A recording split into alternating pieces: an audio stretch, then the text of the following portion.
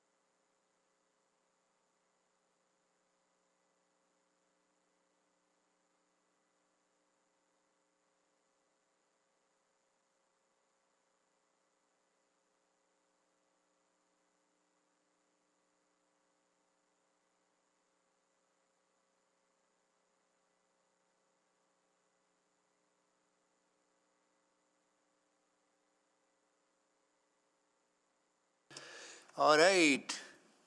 Good afternoon, everyone.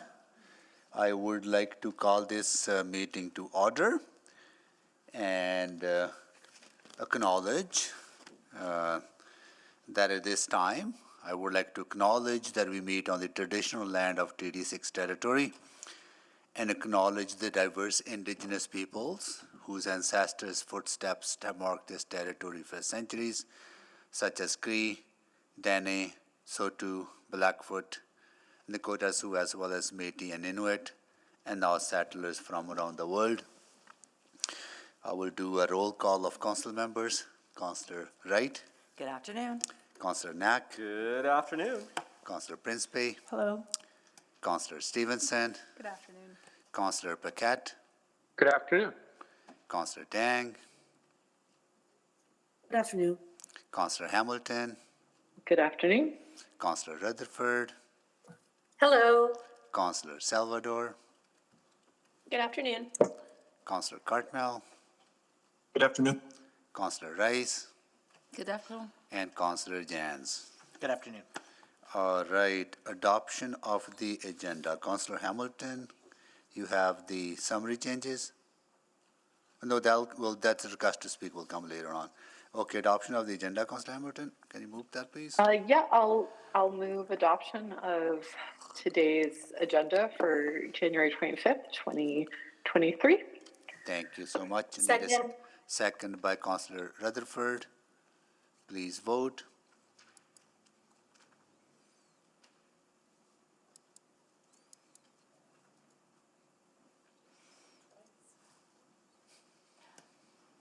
Mine didn't. Yes, Madam Clerk.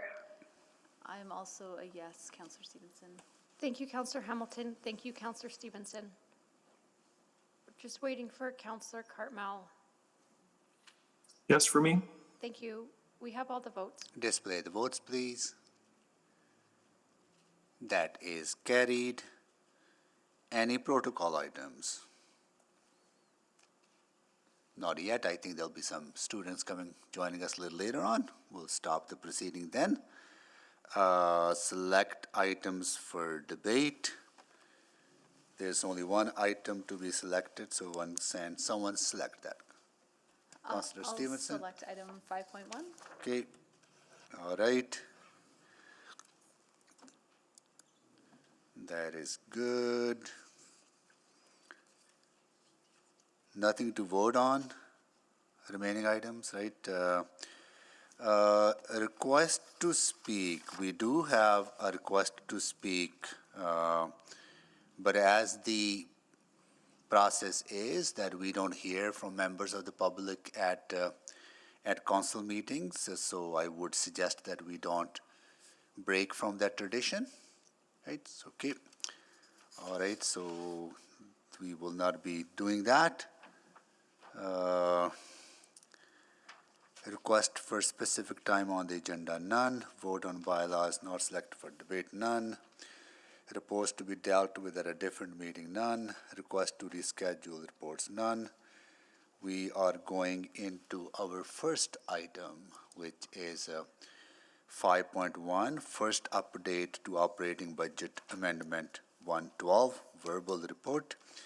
And administration will make presentation, but before I go to the administration, I just want to say a few words and want to begin by acknowledging that today is the start of many important conversations and thoughtful conversations that we will be having over the next number of months. I know that many people in our corporation and the community and our partners will be paying close attention to this conversation and our approach to implementing the intent of OP12. OP12 is a citywide comprehensive review of all programs and services we deliver to ensure they are meeting the needs of Edmontonians and aligning with their priorities. I know that every single one of us always lead with empathy and compassion, and a request that we always continue to keep that empathy and compassion in mind as we undertake this difficult and transformative work. Today's discussion involves our first update from administration on our request to find efficiencies, streamline our organization, reduce redundancies while increasing our efforts to tackle climate change, invest in affordable housing, public transit, and other core services. Last December, we passed this council's first four-year budget, focusing on the needs and aspirations of Edmontonians. The work we undertake through OP12 will allow us to build on that transformative vision for the city. City provides meaningful services from road maintenance to snow removal to public transit to recreation facilities to community safety and well-being that impact Edmontonians' lives every day. Providing these services are thousands of dedicated and committed employees whose work we value because they are the ones who truly keep our city running. We appreciate their dedication and commitment to building an Edmonton for all of us. With that, I will ask our administration to go ahead with the presentation. Great. Thank you very much. Good afternoon, Mayor and Council. We're here today to do the first of several conversations about operating budget amendment 12 in our first update. And we do have the executive leadership team here today, but we don't have a lot of staff hanging around to answer questions on this today. We really think today is about an introductory, about process, and we're happy to take any of your questions, but it'll probably be the executive leadership team, I would imagine. This next slide, I'll go through the elements described in the outline on this screen, reviewing the direction council provided first, describing how we propose to advance the work, identifying how we propose to answer some key questions that are really critical to the work being done in a thoughtful way. We're going to set the stage for future conversations. We map out how we propose to define core services and determine what is in and out of scope for consideration. And we'll provide the timeline and the steps we'll be taking between now and our next discussion. And we're proposing a very methodical, sensible approach to implementing the direction you've provided, with lots of opportunities for council administration to jointly reflect on some of the things that are being proposed and ask questions and have discussions. And so have lots of information briefings, lots of discussions in between sort of key decisions that will start to be made, I think, as early as the next update. This is the council direction we got. The full motion is on the screen. And as you know, during budget deliberations, council directed administration to do these things, and we've accepted that task. I would sort of describe it in three categories. First is reduce. The direction was to review programs and services, structure and practices, assess consultant fees, and reduce expenditures by at least $15 million a year over the next 4 years. And the motion directed that this be done without impacting frontline essential services. In short, reduce those expenditures by finding internal efficiencies of that $60 million over the 4-year cycle. And in fact, that $60 million has been taken out of the budget, it's been reduced. So it's a matter of just making sure that we come within budget based on that reduction. And I'm very confident that we can do that over all 4 years. Second is really about focusing on your priorities and perhaps transitioning from work we do in other areas that aren't in your priorities to your priorities. In particular, identifying funding that council can use to focus on the priority areas of housing, climate change, public transit, and of course, core services. And the 6 possible approaches were outlined, including vacancies, lines of business, consultants' fees, revenue opportunities, leveraging funds from other governments and city policies.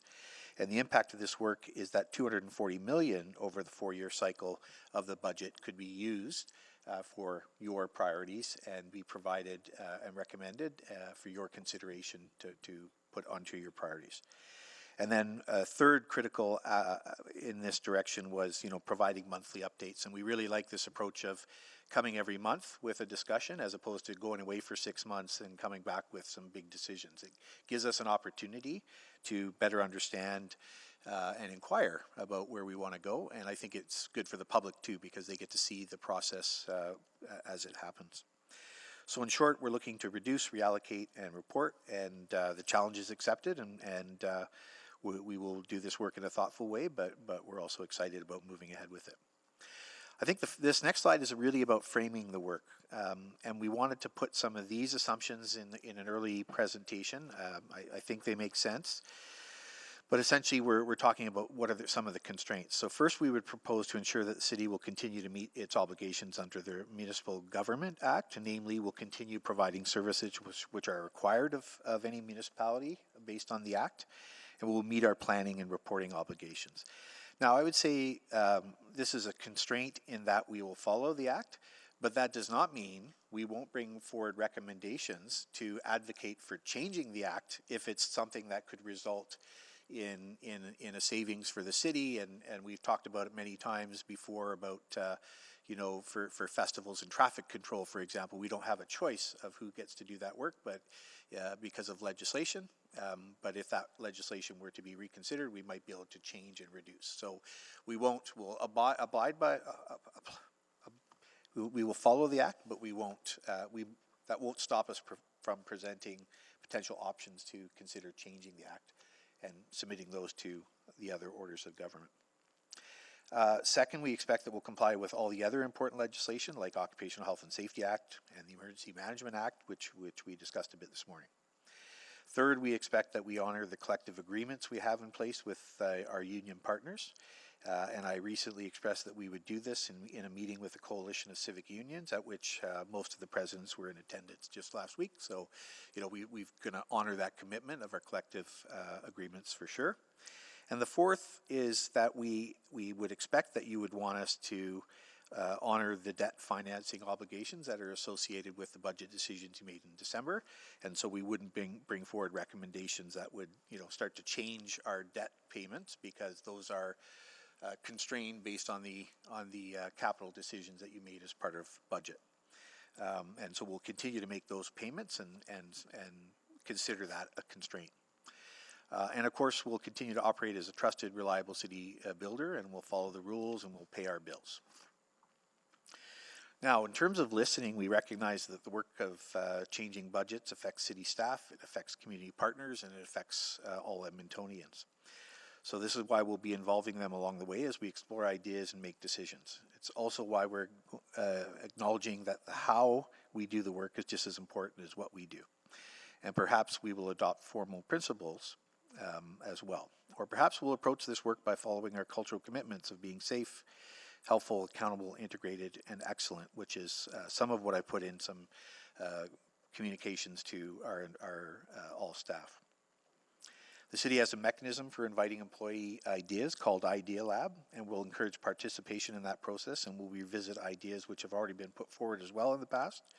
And we appreciate the expertise of our staff in identifying opportunities for efficiencies, including those frontline efficiencies. As mentioned, I have met with the coalition of civic unions. I've asked for them to provide ideas as well, and we will meet with them again.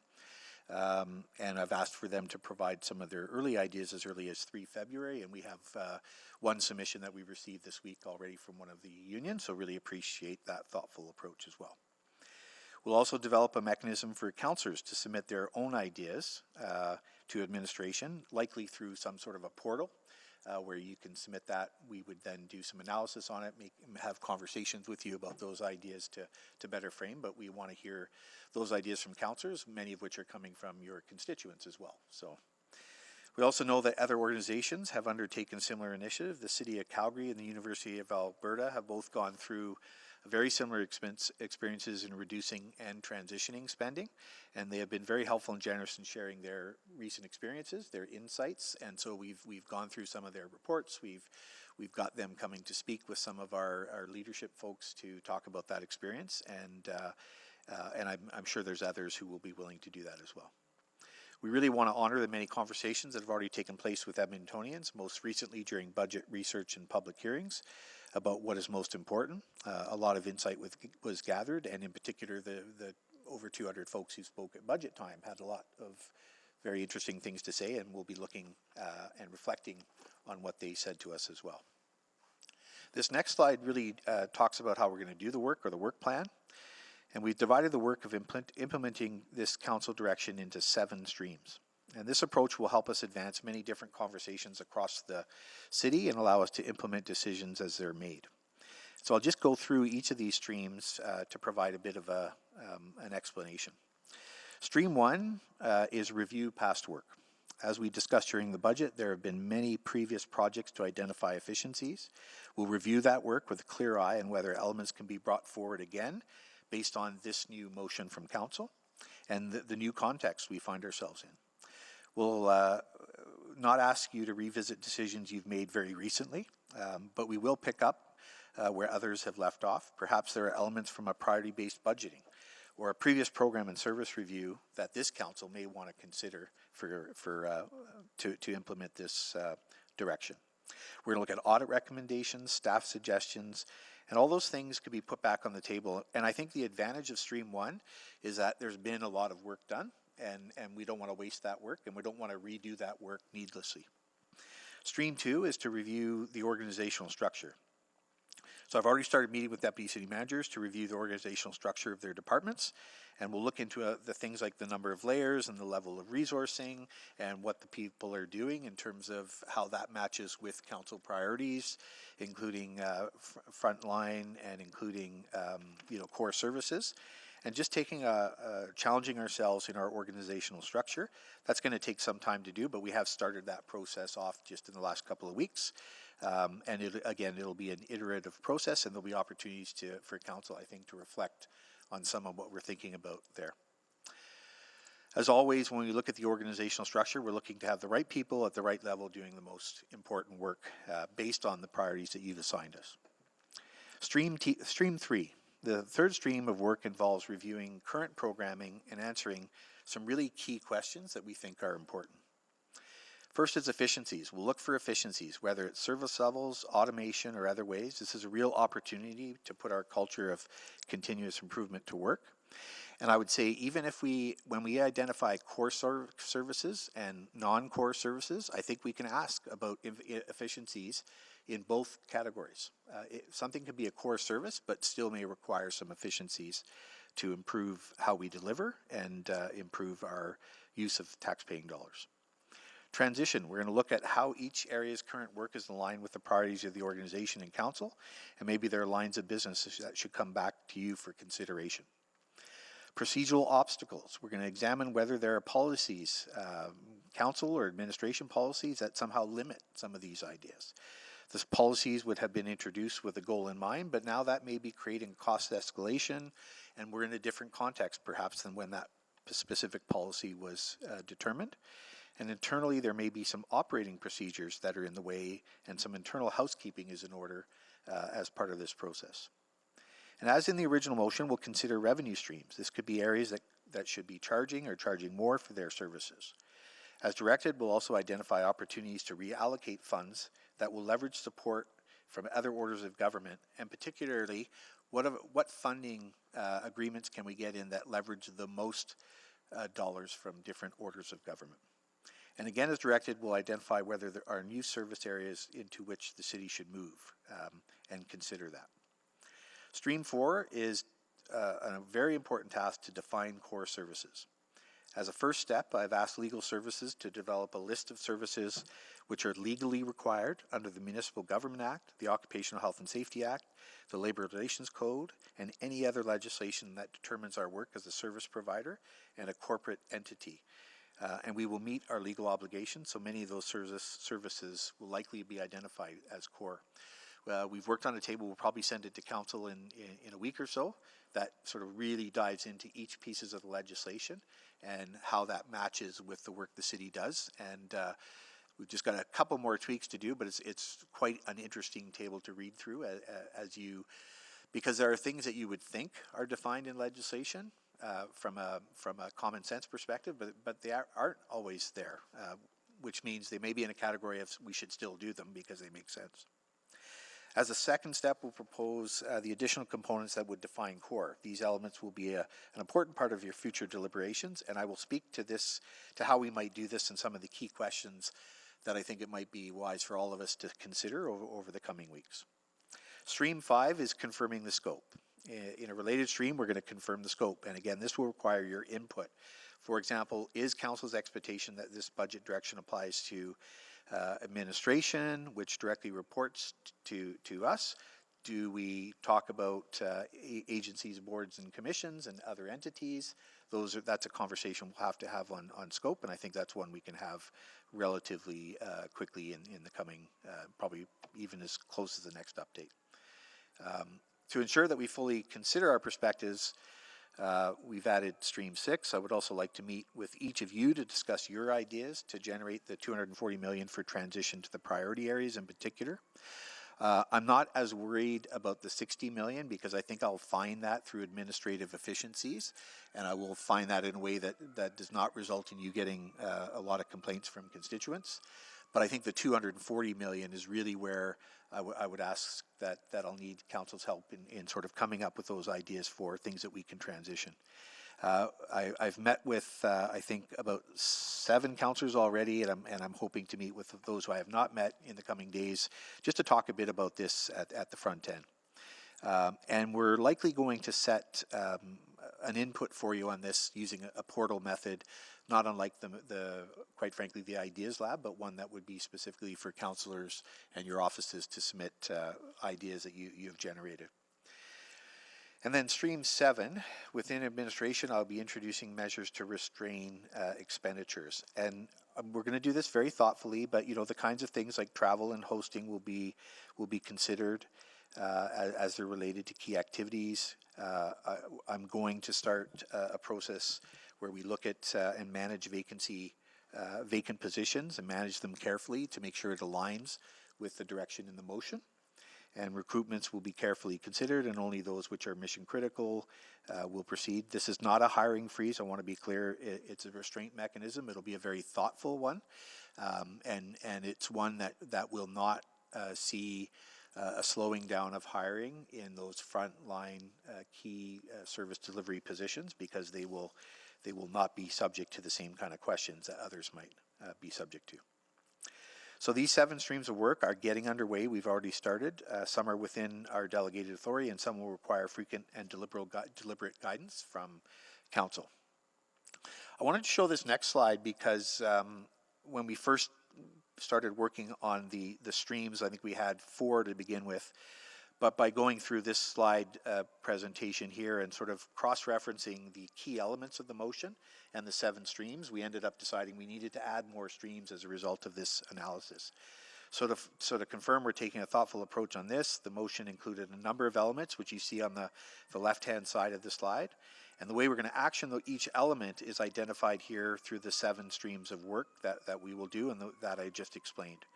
And there are different times for the streams, and there will be different connections between them as questions are answered. And this was a helpful checklist. And I would say that I may at some point come forward adding a different stream because we'll continue to evaluate our work as we go. And there may be times where I say, we've decided to add an 8th stream because we feel it's important to achieve the direction. So really interested in any perspectives you might have on that. The next slide is really about core services. We're not here today to get a decision on defining core services. We think that's premature. What we really wanted to do is talk a bit about how we are going about this exercise. And so, I think it's about asking questions about the particular service. And the motion did instruct us to protect core services because because core can often be in the eye of the beholder, or who is getting that service, we think this requires, just the definition alone requires some really important dialogue. As outlined, we propose to include services which are legally required under legislation, and I think a great example of that is fire services. Beyond that, we propose to consider those services which are deemed practically necessary. So they may not be legislatively required, but they're practically necessary for our city to build and grow. This lens will need to take a more focused look at each service and subservices and its component parts. And in the example provided, there are elements of recreation and culture that are practically necessary, such as parks or pools, or other aspects that are not necessarily perhaps like private businesses and golfing perhaps. This lens of the priority-based budget work was defined as reliance, as it allocated relative priorities to services by considering factors where the public relies on the city to provide a service. So practically necessary might also include whether a service is an important part of the employee experience or important from a transparency perspective. And I would think of some of the financial, for example, work that's required. There's a lot of work that happens in finance to make sure we are transparent with how money is spent and that we work with things like the city auditor, for example. We also know that some other programs are important from city building and other programs are just beloved by our community. And there are other areas which have been defined as council priorities, whether directly in this motion or in other discussions. And more broadly, there's also the question of jurisdiction. The city has introduced programs to meet community needs, potentially in cases where other orders of government have not met that requirement. And as a starting point, we will use these 4 elements to develop a list of core services for your consideration, the 4 that are identified in the motion. But I also wanted to talk about this next slide because you'll also recall that we did identify 6 council priorities for 23 and 26 in the lead up to budget. And you see those 6 priorities across in the center in that sort of red highlighted area. But you also see the 4 priority areas identified by OP12. These are slightly different, but the point I wanted to get across to you is that we understand the intent of the motion. We will obviously look at those 4 priorities you've identified in the motion, but we won't not look at the other ones that were not in it, like economic growth, for example, and our arts and culture. I think are important ones, as are the 15-minute districts. So we'll make sure that we look at the 4 for sure, but also look at these 6 priorities as we're considering transitions. Now, 3 of the priorities are very clearly articulated and fall right in line with climate action, mobility network, and I would say the housing priority certainly falls in line with community safety and well-being strategy because it's a key element of that. Right. Your direction during the planning session that was advanced ahead of budget was very helpful in this regard. And I think, we certainly have talked recently about things like equitable quality of life for all Edmontonians through those priorities, and we should continue to keep our eye on those kinds of things, the day-to-day service delivery, sound fiscal management, and a safe and respectful employee experience for our staff. So there's a lot of work to go through, and for now we're just gathering insights, and we'd be interested in your thoughts on some of those questions, and particularly if you think there are other questions we need to ask before we come back with a decision on what is core or not core. Now this next slide is really our 2023 expenditures as per the budget that's been approved. And our annual operating budget is approximately $3.3 billion, as you know. You see the breakdown of that spending on this slide. The level of flexibility to reallocate financial resources varies by area. For example, you can see that over 10% of the annual budget is debt repayment, which we've kind of identified as a constraint. So that's an area on the far left there we won't really dive into because we need that to make sure our capital plan proceeds and we pay our bills. About 20% of the total budget supports agencies outside of administration that are not, I would say, currently part of this review, but we might have discussions in the coming weeks about whether we should ask ABCs to do a similar exercise that we're doing. I wouldn't suggest we do that today. I think it might be good for us to lead in this effort and show a path forward to it, and then once we've got a clear path, maybe by the end of February, we could then consider what guidance we may want to provide other ABCs. Each decision we make along the way affects how much we have to work with and the kind of decisions we need to make. So the first part of the motion, the 50 million year savings, will vary depending on what is within scope, but it's about 1% of the remaining budget. And I'm confident we can accomplish that reduction, and I've called on all service areas of the organization to consider and contribute to that work. And as I said before, the second part of the motion is the reallocation or the transitioning of 240 million. Now, the 240 million reallocation would reflect a 7.3% of the overall budget on this next slide. But of course, 3.3 billion is the total consolidated expenditure budget. It includes a number of expenditures that may or may not be incorporated into the scoping exercise. We present this slide for illustrative purposes to highlight the level of reallocation that will be required when you take out some of the constraints that I mentioned earlier. And so at this point, it's really about 14.6% of what's available to achieve that 240 million. So some areas that may need to be removed from the base allocation, as I've talked about, are debt repayment, but we'll have discussions about all the other details, and I think that's important as we move to clarifying the scope by the end of February, I would say. Some of the areas that may need to be removed from the base calculation could be debt repayment, could be some of the important corporate expenditures such as automated enforcement, council contingencies, risk mitigation strategies, corporate revenues, and things like that. Neighborhood renewal needs to be a question, community safety and well-being funding, agencies, boards, and commissions we should talk about, as well as various amendments that were made throughout the budget to increase funding. So graphics on this slide adjust the expenditure budget to exclude the items listed above in order to illustrate the scale of the potential exercise. And I'm not saying that this is the number today, But we think it's important that every time we come back to you with an update based on decisions on what's in and out of scope or core or not core service, we will bring you that number so you understand the sort of scope of the task we're doing. Because I don't want anybody to be surprised at the end of the process with, oh, we didn't know it was going to be that much, right? So we'll have lots of opportunities to review that. And so we did want to just flag that challenge at this point. We do need to allow staff time to do reviews, explore options, and understand impacts, and that work is beginning and will be informed by our future discussions about core services.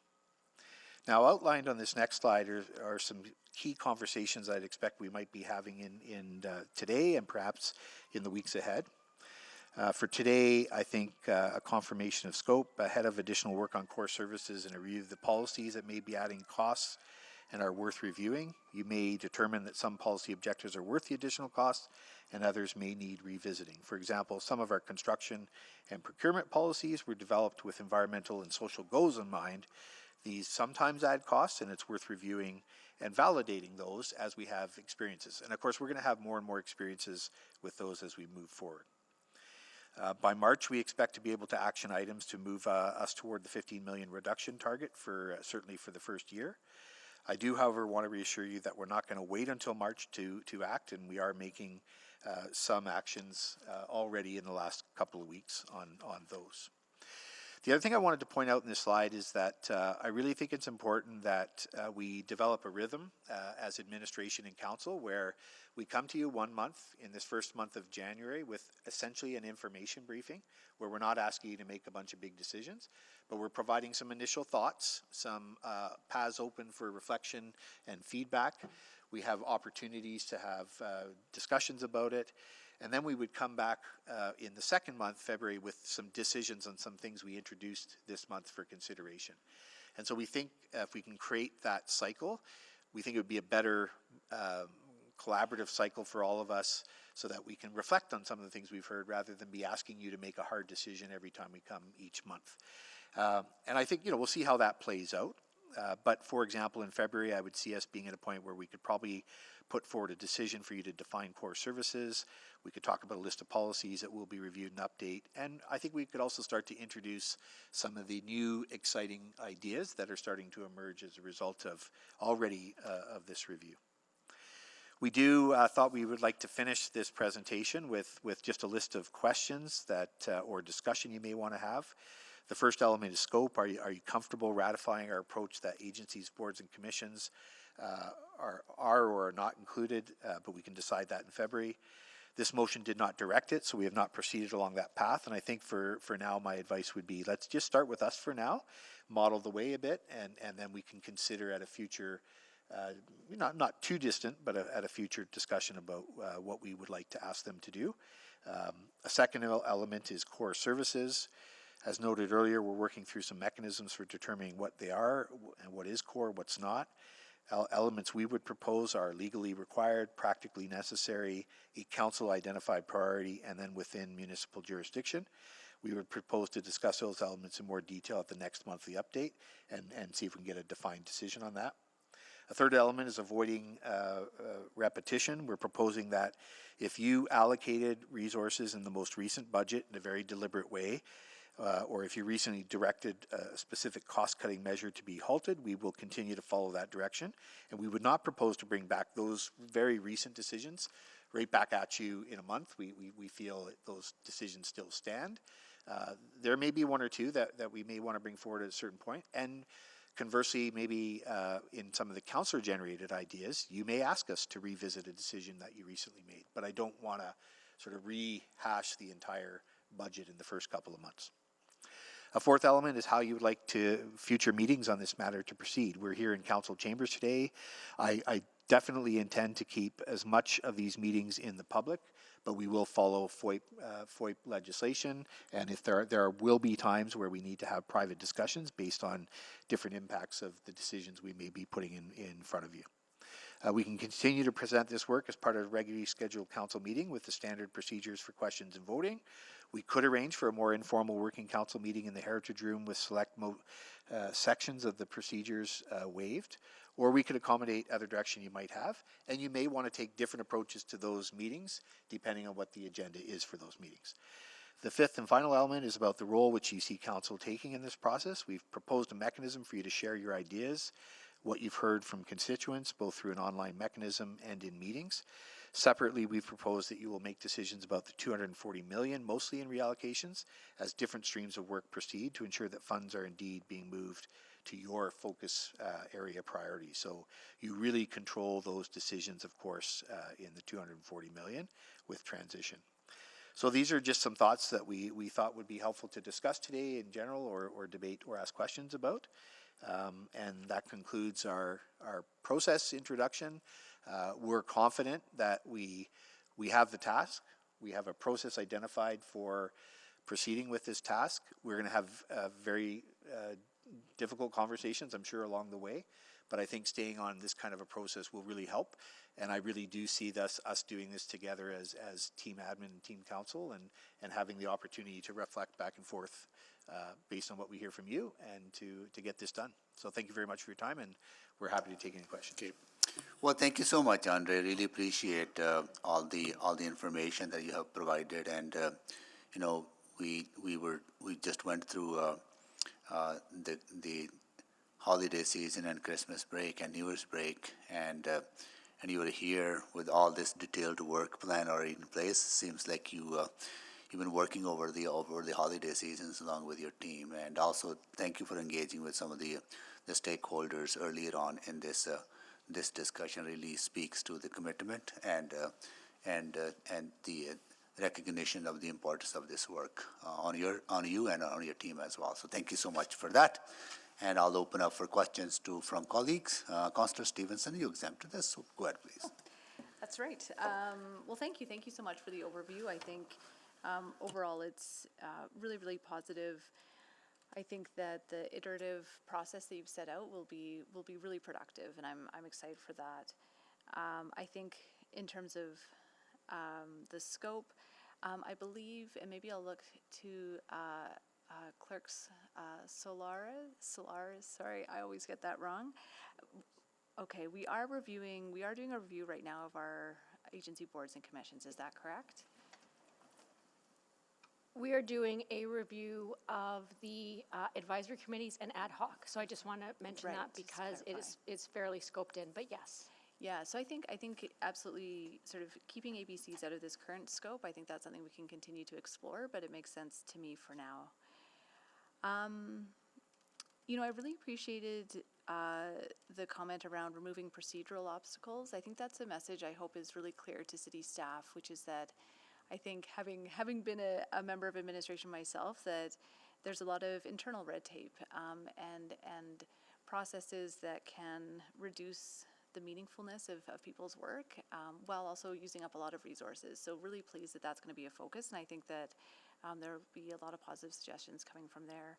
And certainly hope that we as a council can support a shift in that culture, which I think may mean accepting more risk, but trying to provide that safety here, that's okay.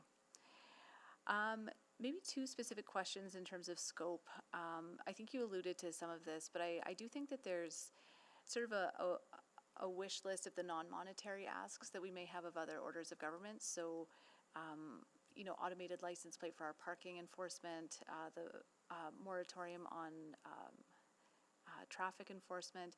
Also just something like our assessment cycle, having to do that every year versus every 4 years. So just want to confirm that will be within scope in terms of identifying those. Yeah, we think so, Councillor. It's just that it'll be in scope for noting that council doesn't have the authority to change it. So if it's agreed to as an idea, the action then becomes advocating to change another order of government's regulation or whatever it may be. So great. Yeah, I think quantifying some of that can really help focus our advocacy efforts and just sort of, again, quantify the positive impact that could have at no cost to anyone else as well, which I think is important. Yeah, I would say there are many red tape reduction opportunities in the MGA that will be part of that scope as well. Great. Maybe just a last thought as well, as we're going through this process, I'm wondering if there can be an intentional way to think through how we'll go through this process. We'll have some outcomes. What can we take from that process and carry forward so that we're doing this as sort of a constant evergreening process? Yeah, we'll definitely apply our continuous improvement lens to this work. And at the end of it, I would say when we get closer to the end, we'll build it along the way, but I think we can present to council. I would almost see the final presentation on this work once the decisions are made about transitioning is, okay, how are we going to continue to always do this, make it part of our daily business. So we'll make sure that's part of the sort of proposal once we finish this work and make sure we commit to it going forward. Great, and I think as part of that too, you know, I really appreciate the first step of reviewing the work that's been done. I know that the program and service review, for example, that's been ongoing. So yeah, taking some of the lessons away from that in terms of what has worked well in those ongoing processes, and then what can be enhanced and improved. Yeah, not a lot further on that. Oh, also wondering, you mentioned some of the other organizations. Wondering if Edmonton Public Library is another good organization to connect with in terms of having gone. I think Councillor Knack knows a little bit more about the budgetary process that they went through and how they work as an organization, but just a thought of. Yeah, already have actually. I spoke Perfect. with the CEO, and we'll continue to do that. Yeah, thanks. Great. Yeah, that's everything from me. Thank you. Maybe I didn't need to select it. Any more questions, colleagues? Councillor Tang? Yeah, thank you very much for the presentation.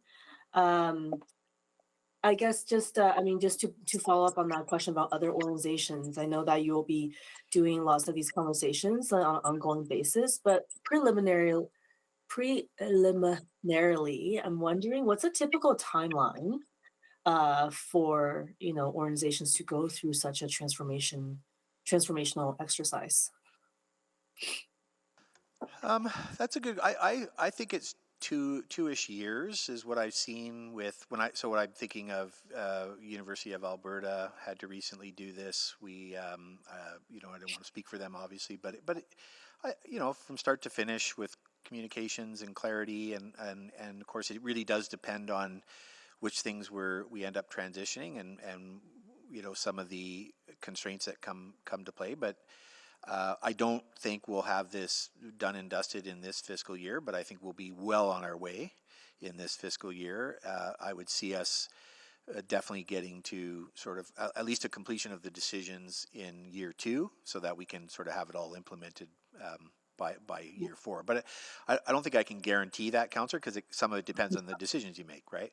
Yeah, of course not. And I think it's a good, reminder for all of us that, we're not going to get results perhaps overnight, that there is going to be quite significant time and energy. That will be multi-year exercise. Yeah, but you will get immediate results on the 60 million portion because I think we'll have that sorted in a couple of months as we move forward. And the reality is that 60 million has already been taken out of the budget, so we have to.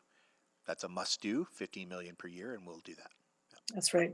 And then just on that piece, in your final slide, in terms of the role of council, I was wondering if you have any considerations on that particular item that you would like us to think about that will help you and your team be the most effective in this work. Yeah, thanks for that question. I would say that what's important to me and our team is making sure we have absolute clarity on where council wants to dig into in these things. So just in some of my initial discussions with councillors, I know that some are very interested in certain aspects of the corporation and some of the details associated with those aspects. I think the best mechanism for that will be the discussions we can have between between the sort of council meetings. Like if there's 2 or 3 councillors that are super interested in permitting, for example, which I know has come up, and how we permit, what we permit, then we can have like an info session on that and just make sure we understand what councillors' desires are. I think another point of clarity for me is, how deep does council want to dig into the org structure review? I don't think we should discuss that or decide that today, but I think it's a point of clarity I'd like to know, because there are pretty clear responsibilities and accountabilities with sort of council and city manager, and so I just want to be clear on that, because I don't want to be starting this exercise and then finding along the way that we haven't met council's expectations or we don't understand what you want to dig into. So I think we can probably, that can be a bit of a standing item in all our conversations, but I also think because of the process we've identified where it's info brief, decision brief, there are more opportunities for some councillors to dig into things that they feel very important as governors that they want to dig into. And but I think we'll have to have some ground rules on that, I would suggest, at some point in time. And that clarity would really help us a lot. That's very helpful. Thank you.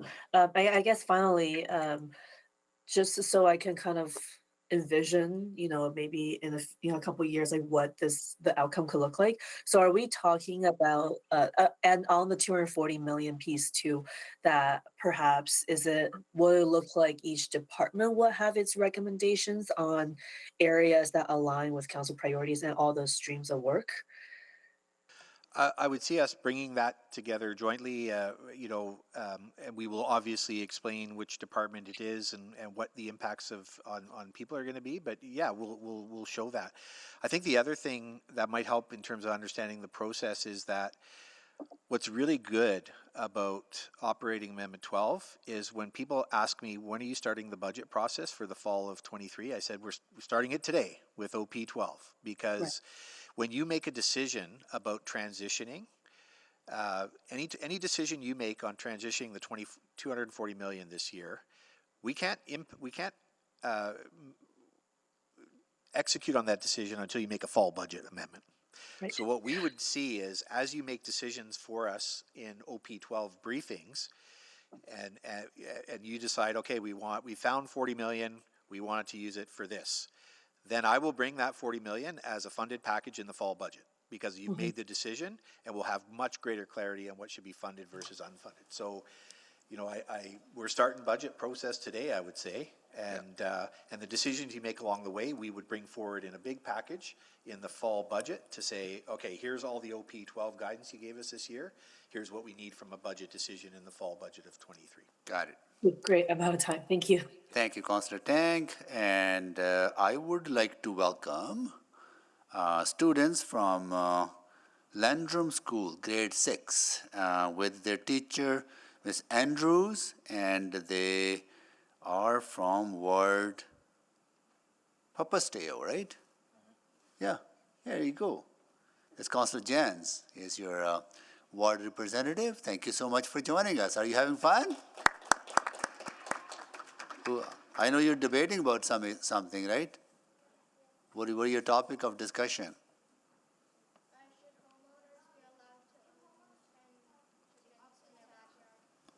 I'm sorry, say it again. Why don't you come up? Can come of you? One of you. Who's the mayor?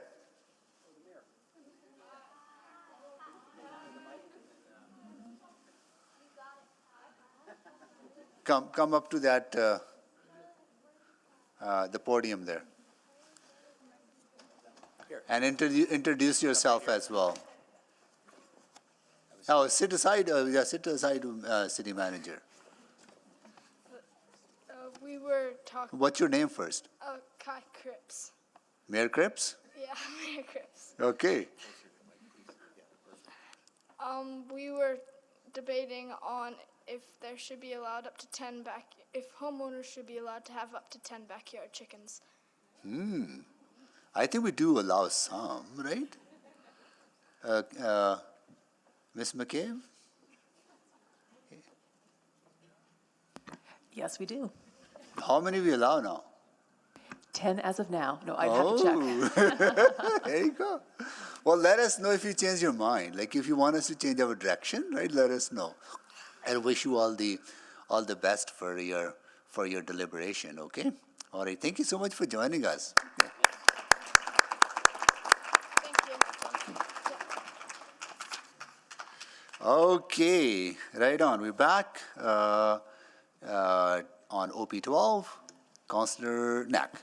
Thanks, Mayor Sohi, and thanks for the presentation. I don't really have generally speaking, I'm very content with what you presented. It seems to make a lot of sense. Just a few quick questions. you were touching on it, and again, I appreciate we're not going to be making the decision till February about sort of who's included and who's not. But am I correct to assume part of what you'll want us to be deciding then is, do we include EPL, EPS as well as internally? Is that correct? That's what you're thinking about? Yeah, I just to be clear, I see administration's job to find the 60 and find the 240. That's for the City of Edmonton administration. The question is, do you want others to do a similar exercise in the ABCs? I would propose at this point, Councillor, that we have a completely different process for, on the EPS funding formula that is coming to council at the appropriate time. There's different work going on. I think that's the best path for that, is my advice at this point. And I think it'll be very difficult for us to go down that path. Like there's two different things, there would then be two different things going on. And I think we're on a funding formula path for EPS. I think we should stick to that, is my advice at this point. I think the other question is, and I think it's a better question for February or March once we've done a bit more work in this. Yeah. We can lead by example on this, and then we can decide whether we want to ask ABCs to consider doing the same task. That's helpful. Yeah, I guess so. As a flag, one thing I would be interested in when we get ready to make that type of decision in February is, I keep going back to, I remember EPL did a zero-based budget a decade ago. I don't know what EPS has done off the top of my head. We had a talk last year, I think, about an audit that never actually happened. So what are some of the measures that they've done in a similar fashion to maybe, and I'm picking on EPS because that's one top of mind, but any of those agency boards, commissions, what have they been doing over the last number of years to show that they're also working on continuous improvement, to help decide whether I would want to ask someone to do that? No, I think we can do that because I think many of them have, and I think that's a great approach. Yeah, and just to know what that looks like, the other piece, and again, it's because it's the one that I can think of most, and I know EPS makes up our biggest budget item, is that, to understand, because part of your presentation talked about what's within jurisdiction, what's not.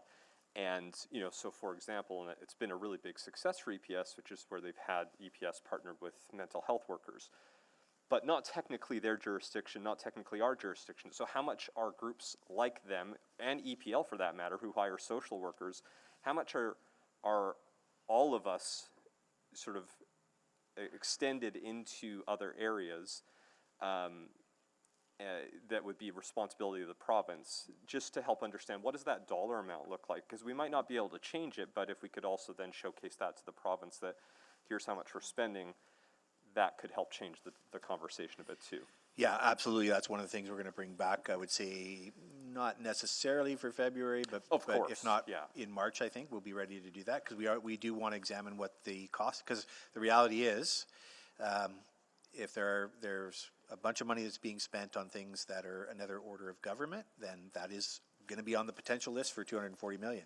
Absolutely. You may not like the implications or the consequences of a decision like that, because we'll see. But yeah, it's part of the work for sure. It's embedded in this municipal jurisdiction question under core services, and the cost of all that will be examined. That's helpful. Yeah. I know in stream one you flagged audit recommendations. The only thing I wanted to just again stress in that is that I know there are some audit recommendations that required expenditures of resources. I can think about the heritage management strategy, things that we didn't fund. So as you're going through that, you would find what's been recommended that has not yet been funded to help inform what we could reallocate to as well.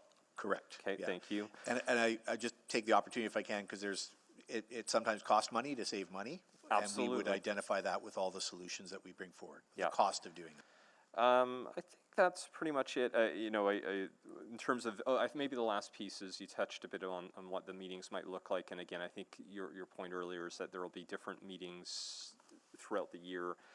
Some that might want to be more like a committee, because I know we already had 2 members of the public who wanted to speak, but we don't really have anything to speak to yet. But we might want to have, 1 or 2 of those as a more of a committee style meeting to allow for input.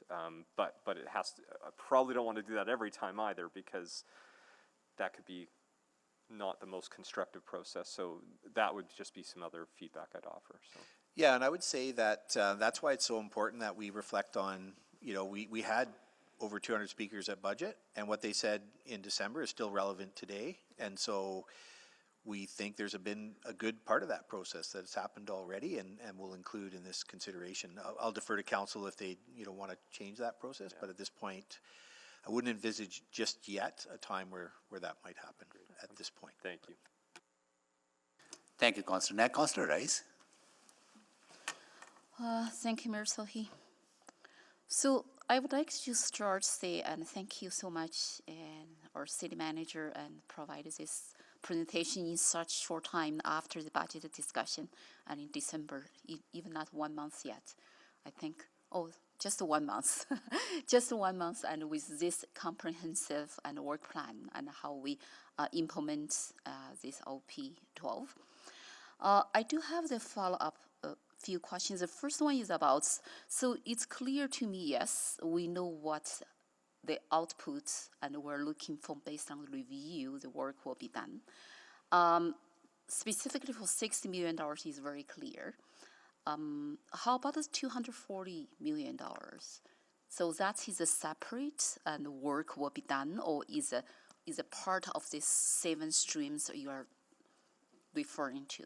Yeah, it's definitely part of the 7 streams that we're referring to, and we think it's the most complex part. Like I've said before, the 60 million, the decision's already been made. It's not that 60 million is not in this budget, so I have to make sure I don't overexpend. As long as I don't overexpend by 15 million, we've achieved that aim in each year. But the 240 million is really the focus of most of these streams of work. But we can, and we've talked a lot at our teams meetings about, we'll come up with ideas and we'll go, oh, that idea could be used for the 60 million, or it could be used for the 240 million. There are some ideas that could achieve both outcomes, but we'll just analyze which is the best. Specifically, outcome. this $300 million, total $300 million, and we were looking for the saving is under operating budget. So nothing to do with capital. Yes, primarily this is an operating budget amendment, but we are definitely going to look at the capital stuff in terms of, especially in terms of the efficiencies. Adam and I will chat about org structures and things like that in the department. So I would say we're not going to completely take capital off the table. And I don't, Adam, do you want to add to that at this point, or? Nope. Yeah. Okay. So. Okay, not sure the answer. Specifically, I would like ask a larger question regarding the outcome. And yes, and the goal is, and we're going to saving and then $300 million. And from short-term perspective, that it is. But from long-term perspective, yes, we're looking for the continuous improvement. And specifically, we're looking for the efficiency on the service provided, and then specifically for the city process. And then is there any specific larger piece I try to figure out is incorporated into this is the cost effectiveness, and from outcome perspective, specifically for long-term. And if we look at what's the results of this review, what's really impact, and how our public and perceive this review and for the results. It's not only about that $300 million. I just want to look at the broad outcome. And from that perspective, and the related question is what the outcome is defined or not defined. That's first. The second is how we measure those outcomes, and from short-term, mid-term, and long-term perspective. Yeah, I think all that will be included. I think we have a lot of those processes in place already, and we'll use those processes to measure what we're doing as part of OP12 amendment. I think it's also, though, important that I clarify that, as I understand the task, it's a $60 million saving over 4 years and a $240 million transition. So I'm not being asked to spend $240 million less. I'm being asked to spend instead of spending $240 million on service A, you want us to spend it on service B, and that service B is one of your priorities that you've identified. So, and I think that's the difference between, if we were being asked to cut $300 million, that would be an austerity. This is not an austerity because we're not being asked to cut, we're being asked to transition most of that $240. For 204 So, million, yes. Yeah, and I think that's an important distinction. That's how I understand the task, so. Yes, I do have the follow-up question. I don't think I have enough time, and then specifically regarding the transition piece and from current services we provided and to the council priorities. I think that is actually linked to the point that you talked about the defining core services, and I will follow up to ask that question. Correct. Thank you. Thank you, Councillor Rice. Councillor Principe. Thank you, Mr. Mayor. I would just like to echo Councillor Rice's and the Mayor's thank you for the well done work. Very well done. And I just wanted to say one part that I really liked is how do you define core services? I really like that. That's a good question. It's not just philosophically. It's like, how do we define it? And that really, I found that very interesting. So today you're just looking for us just to give input on if you're like on the right path, going in the right direction. Is that it? This is just like an acceptance. Yeah, well, I think put frankly, Councillor, I was hoping Council would walk away today going, okay, yeah, they've received the task, they understand what it is, and they have identified a process for following that, and lots more discussions to happen. That's kind of the intent of the briefing today. Yeah, because I want to start off on the right path. Yeah, and I think you are. So thank you. And my colleagues asked some good questions that kind of reassured me that we're on the right path. So thank you. That's it for me, Mr. Mayor. Thank you. Thank you, Councillor Principe. Councillor Jans. Yeah, again, wanted to express my gratitude to all of the staff who have been working hard at pulling this together. Certainly an onerous piece of work coming out of budget. I'm curious how this work could be informed by previous recommendations of the city auditor, or to what extent the city auditor might be engaged in this work. Well, I think, as I indicated, we're going to look at all the city audits, recent audits. I don't know how far back we'll go necessarily, but I'm going to have a discussion with the city auditor about that and just make sure that we're following. So, we're looking at those. Let me give you the example of the city audit on sort of management and supervision. The city auditor made recommendations. We accepted those recommendations. City auditor then came back to council and agreed that we had done all and more of those recommendations. So one of my questions for the city auditor, will be is how much, is there scope to do more of that? And what do we learn from that process that we can apply for this process, right? So yeah, I think I would see a collaboration with the city auditor on OP12 as we go forward, yeah. And we'll be asking him to sort of watch the process. Yeah, excellent, great to hear.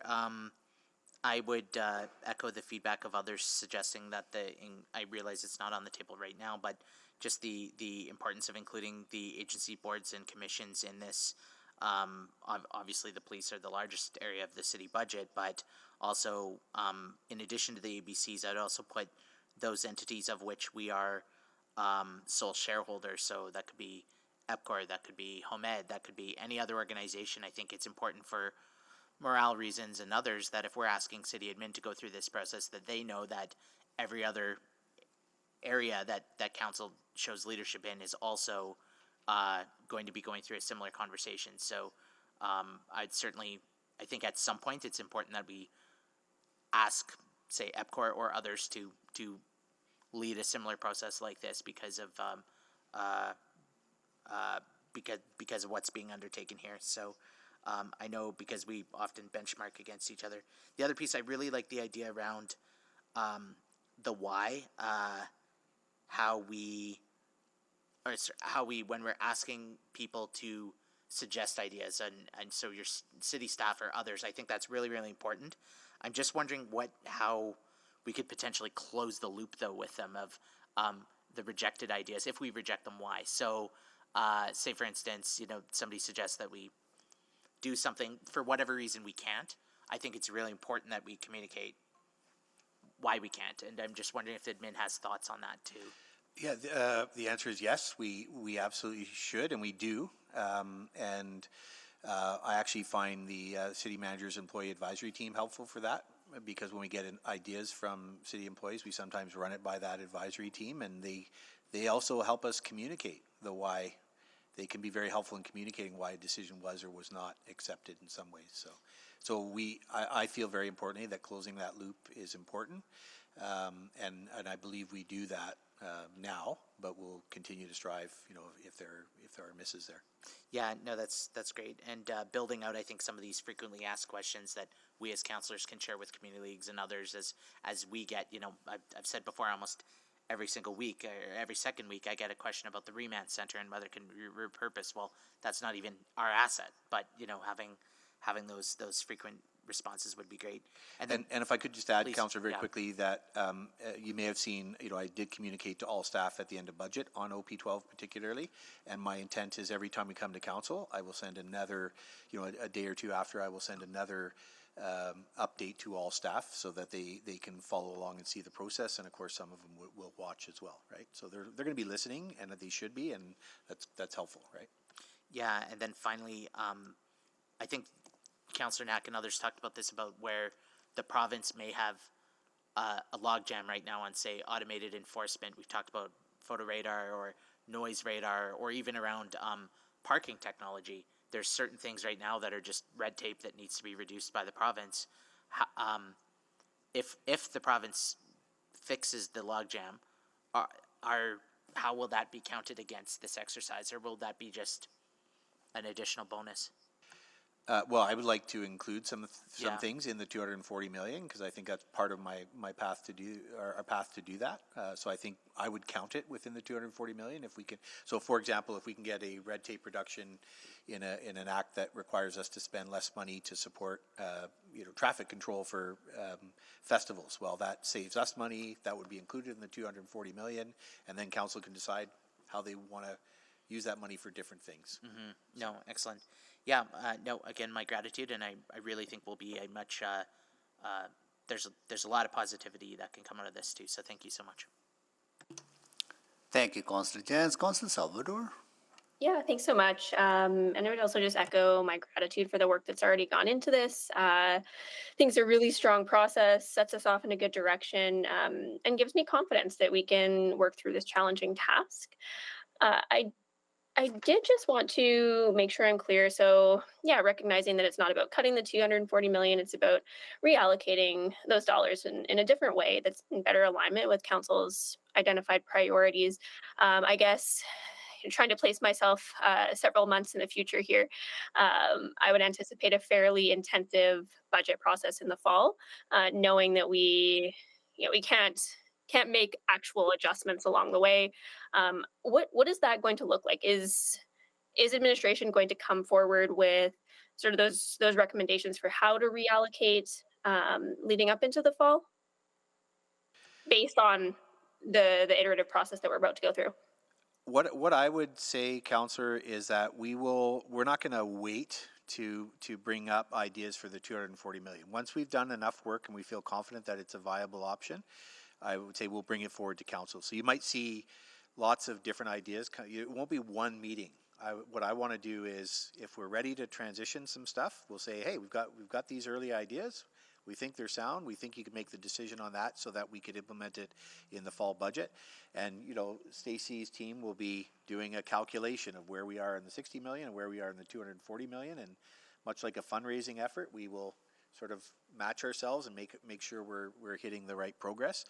But I also think part of the process for council is to give you not just some options, but a menu of options so that you can decide. And ideally, I'd like to find more than 240 million worth, so that you can weigh some options back and forth, and you can understand and kind of have a menu of options as we start bringing these ideas. But I see us coming multiple times over probably the first 2 years with all the ideas for the 240.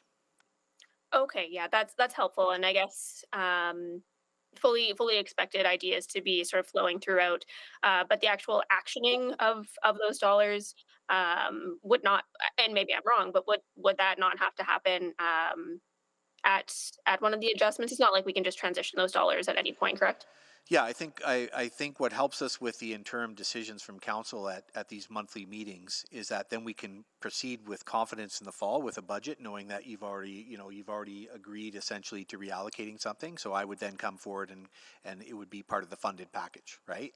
And that gets us away from having a bunch of unfunded packages for deliberation at the fall. I think that was appropriate for the 4-year budget, but I think because we're starting this work now, we can get your decisions, and then that also gives us a bit of time to because some of these transitions won't be immediate. You've got off-ramp stuff and on-ramp stuff, and so I think bringing it forward together as packages in the fall budgets is a helpful way of doing that with good clarity.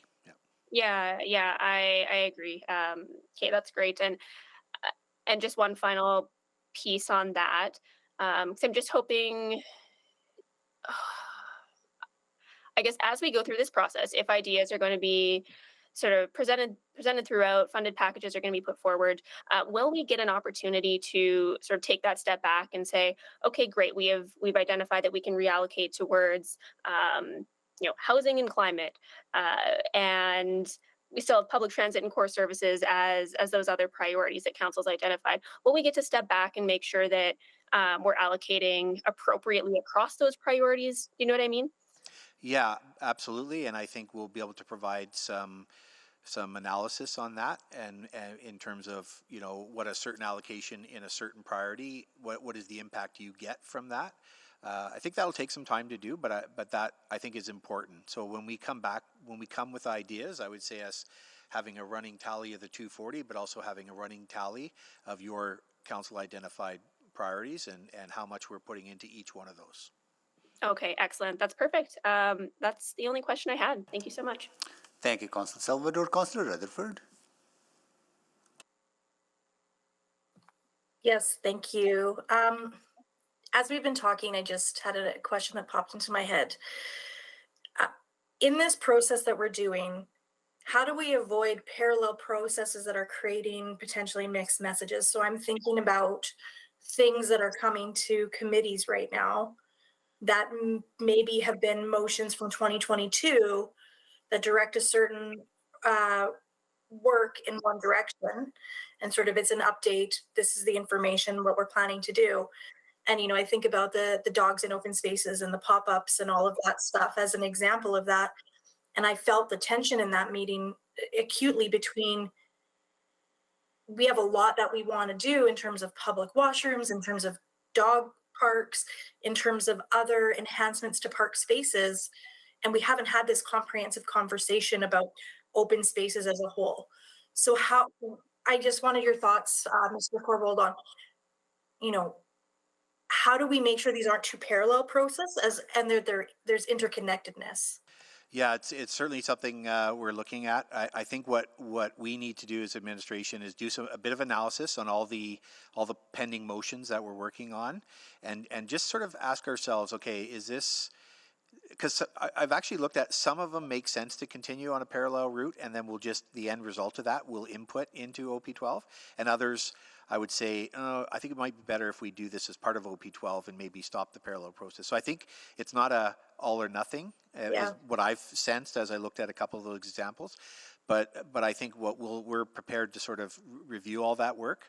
But I would also suggest that as we look at motions pending in the future, that we also, and I think the biggest help that council could be is if on this particular issue is if you really consider motions pending through the lens of OP12 and ask yourself, is that something you would prefer us just to do from an OP12 perspective, or do you really think that motion is there? So, for example, the next council meeting we have, I think, 24 pending motions.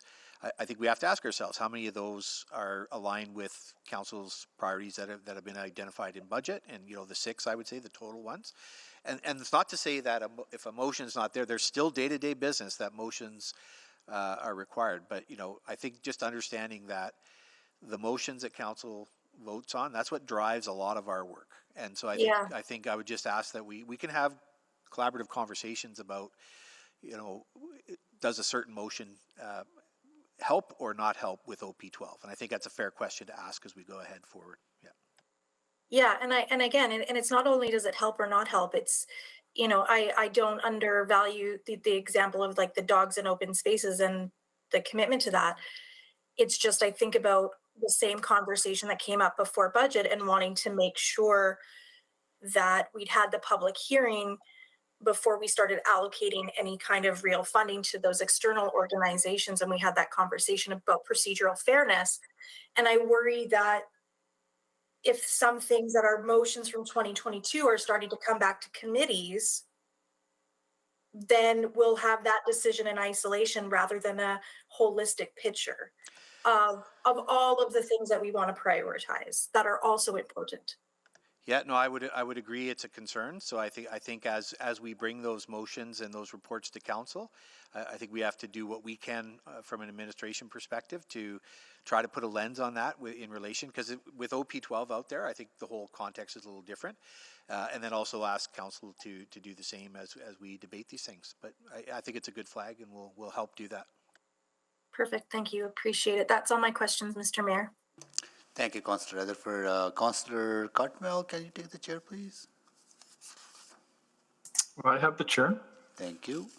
Yeah, I think that's a very important point that Councillor Rutherford identified, like how we, as council members, also kind of self-impose a discipline on us as well, about how us seeing everything through the lens of OP12 as well, right? And you applying that same lens. I have few questions on some of the areas or framing and listening. I really appreciate that you're listening to the civic unions and employees and generating ideas through that feedback. Just want to understand in the scope of the work,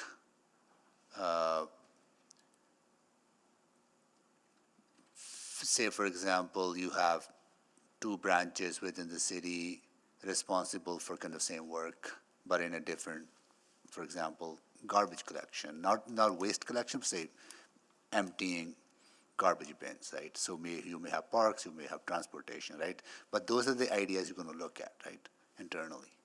Yeah, absolutely, Mayor. In fact, in the early days of this, we've identified, we're still identifying, I would say, cross-departmental integration seams that we need to analyze. We have, the word neighborhood is in a lot of different parts of our org chart in a lot of different departments, because there's neighborhood policy stuff, there's neighborhood building stuff, those kinds of things. So we have already identified some sort of themes across the corporation, and we'll bring those at some presentation so that you understand what we're looking at. But yeah, we have bylaw in different departments. Right, we have compliance requirements in different departments. We have different insurance needs in different departments. And so as we're identifying what I would refer to as like kind of a cross-cutting issue across departments, we're going to take a collaborative approach to ask ourselves, okay, because sometimes, well, a lot of cases it makes sense where all those pieces are, but we just want to challenge ourselves on that.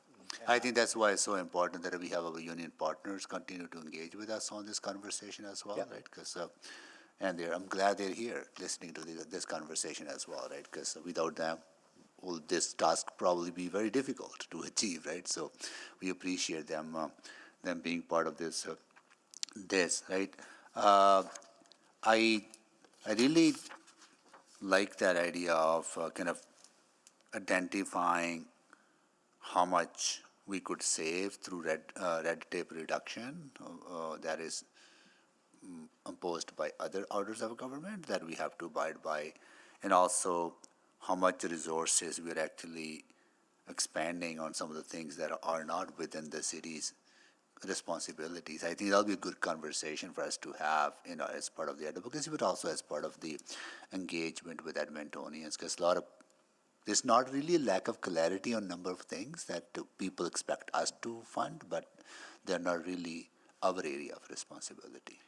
Yeah, I agree, Mayor, but I would also say that we're not entirely guilt-free on red tape in the city as well, and we're going to challenge ourselves. We have done this in the past recently. I think permitting is a great example, but as we always say, when we talk about some of those efficiencies, we also say we have more work to do in those, and we do that as well. Right, and also thank you for clarifying. I think it's very important for us to understand that $60 million is in the savings, but $240 million is not a reduction.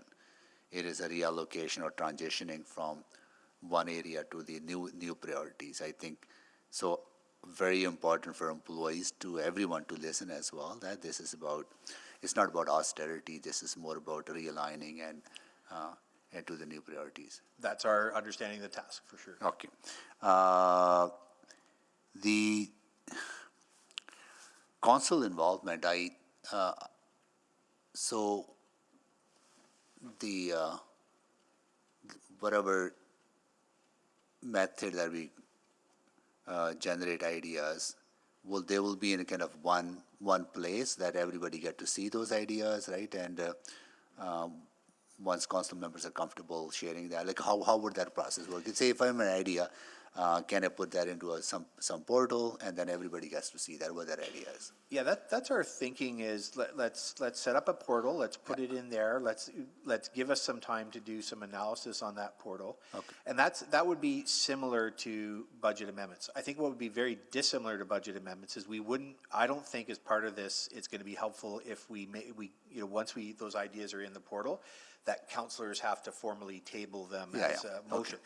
I would say we'll get that as a source of information for ideas, and then we'll analyze all of them. Okay. We'll bring them all back with we looked at this and it makes sense, and it's an opportunity, or we looked at this and because of this reason we don't think it makes sense. Okay. And I would expect we'd also have an individual dialogue with the councillors on their ideas. Got it. Okay.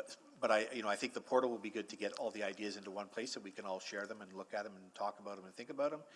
I don't think we need to get into formal notices. Got it. That would be slow. I think that's great. All right, I'll move the second round. Second. Thank you. Please vote on the second round. I am a yes.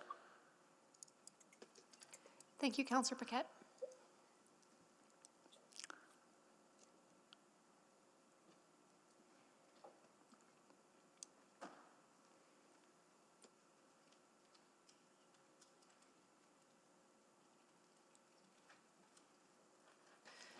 Sorry, we're just missing one vote. Councillor Hamilton? I submitted it. I said yes, but I'm a Okay. yes. Thank you. Apologies. It was also doing something sort of weird on our side. Councillor Stevenson, can I just confirm that you were a yes? It was showing up differently on our screens. Oh, yes, yeah. Okay, sorry. We'll look into that. We have all the votes. Please display the vote. And that's carried, and I'll return the chair. Thank you, Councillor Cardinal. Next, I'll go to Councillor Rice. Thank you, Mayor Selhi. So the direction we're moving, and I think it's exciting, not only for council, also for our public. But I do want bring a few things for our awareness. And the first one, yes, we're looking for saving and in our operating budget. But I do want to make sure our frontline services will not be impacted by this process. And specifically, our frontline services involved, we provide day-to-day services to our citizens. So do we have specific plan for that piece? Yeah, I think, Councillor, that's why it's so important that we get a very clear definition of core services, and we get a very clear definition of what's in and out of scope before we start to go down those roads. And the impact on a service will depend on the decision council makes on the 240 million, because of course that is about transitioning the work we do, stopping doing something and using it to do something else. So if that's real, that decision will always be up to council. The 60 million is clear, it won't affect those services.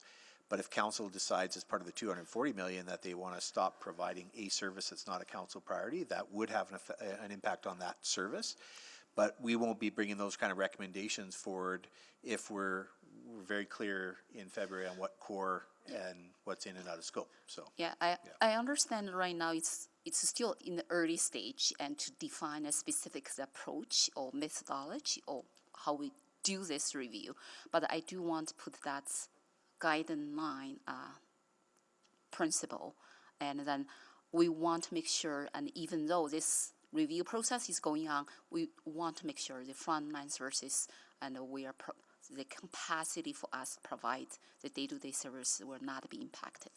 Yeah, So- that direction is clear. I think it gets into Edmontonians have their own perspectives on what's a frontline service for them and what's critical and core for them. And so I think that's why we're going to have some very interesting conversations about those things. Yes, and looking forward for that type of conversations specifically for how we public engagement and express their opinion on certain things and during this process. So another one about resources, because right now in the presentation identified expenditure budget for OP2 actually is 1.6 billion. So can you provide us a little bit of detail regarding this piece? So that means for us to implement this process and the expenditure will be the 1.6 billion. So I just want to clarify my understanding is correct. And then this is actually impact the financial resources and also impact our labor resources as well for us to do this work specifically. So I think what we're trying to demonstrate with that slide is that on the basis of decisions that you make to scope certain things out, the percentage of what's left is a larger percent of what you have to reallocate. So we arrived at that $1.6 billion. $3.3 billion when you take off boards and authorities and you take off things like debt servicing, and you take off some of the decisions that you've already made and set in progress, you now only have a budget of $1.8 billion, of which you want to reallocate $240 million. So that it's a large percentage of what's left to do the reallocation. So to be clear, it's not the cost of doing the work, it's the amount of money we have to work with to make considerations. To make that transition happening, and also to do the work to fund the $60 million saving. Yeah, but that number is what we have to work with. It's the amount of money in the budget that we can consider for reallocating. It's not the cost of doing that work. Okay, so thanks for that clarification. Another question I do have, I want to get a clear sense on the balance and between we provide day-to-day services at the same time we are doing or exercising and this review process. And specific at this early stage, we still don't have the clear methodology be defined. And then I know we have the 7 streams and to do this work. And how we keep that balance will not impact and the day-to-day services we'll provide to citizens at this moment. And because I don't want, we focus on continuous improvement, but impact the ongoing services we're going to do every day. Yeah, I don't see, I mean, this is going to be a lot of work, but I don't see this work impacting the frontline services until council makes a decision on it. So it's definitely going to be a lot of work, and so I think the kind of impacts you might see is us because we think doing the work for OP12 is one of the most important things council wants us to do this year, and so if we have other things that conflict with that, I might try to point them out from time to time and say we might need more time to do another piece of work you've asked us to do so that we can favor this as a priority, but yeah. I still have concern for that balance, but my time is out. I return to you. Okay. Thank you, Councillor Rice. All right, any more questions? Seeing none, so that is that's it for this item, which is our only item, and so we just need to receive this for information, right? So yes, please. All right, so I can move receipt. okay, Councillor Stevenson is moving that we receive the presentation from second by Councillor Principe. All right, so we have a motion on the floor to receive for information. Anyone to speak? Seeing none, please vote.